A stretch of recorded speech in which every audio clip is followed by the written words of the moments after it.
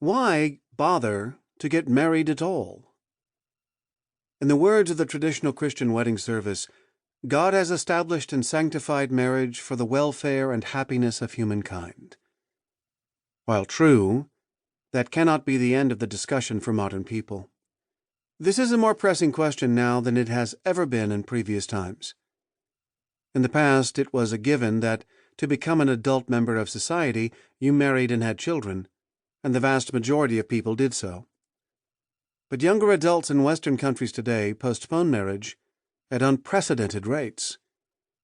Nearly a third of all millennials in the United States may stay unmarried through age 40, and 25% may not marry at all, the highest proportion of any generation in modern history.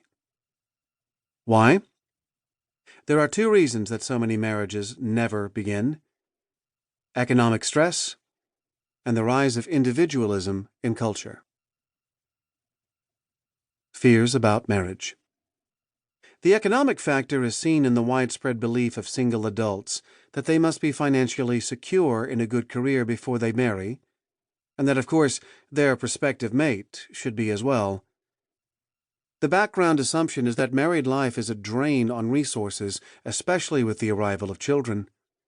Before marrying, it is therefore believed, you should have a guaranteed income stream, adequate savings, and perhaps even an investment portfolio.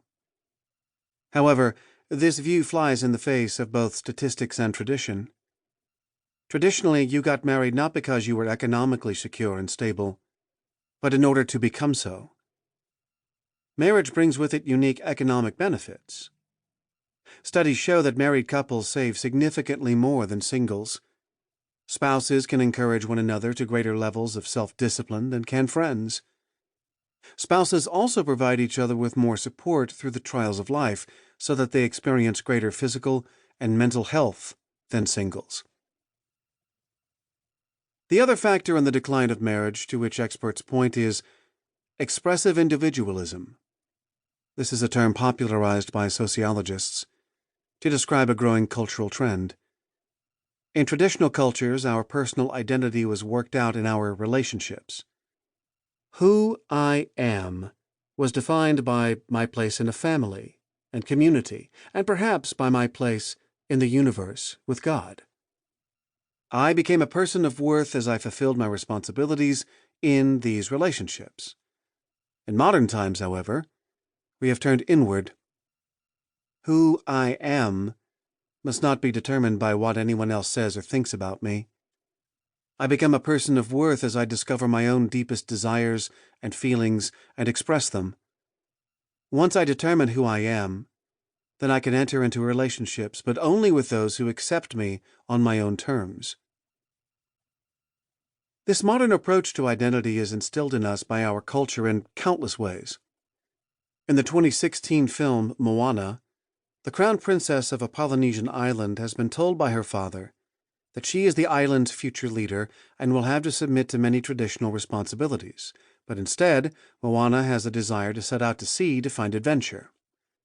Her grandmother sings her a song that tells her that her true self resides not in her duties and social responsibilities, but in the expression of her inmost desires. She tells Moana that if a voice inside her heart tells her to follow her desires, that voice inside is who you are.